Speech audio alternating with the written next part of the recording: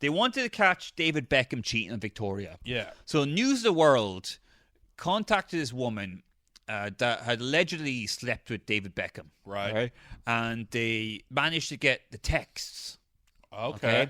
And it's scandalous texts. And it's not really that sexual. It's a bit more childish. Like David Beckham, I think he's got like a mind of a child. 100%. Yeah. Like, So because he was like a child prodigy. Yeah. He was literally, his entire life has just been about football. Yeah. And he's been mega rich and famous since he was like 19. Yeah, so. he's a bit simple, you know. Yeah, But the yeah. text you send this one, okay, just I think she was like a Spanish one, okay.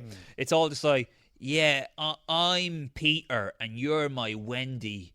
Oh, Peter wants to see Wendy tonight. Oh my I want God. to see Wendy's Tinkerbell. Oh, let me introduce you to the Lost Boys.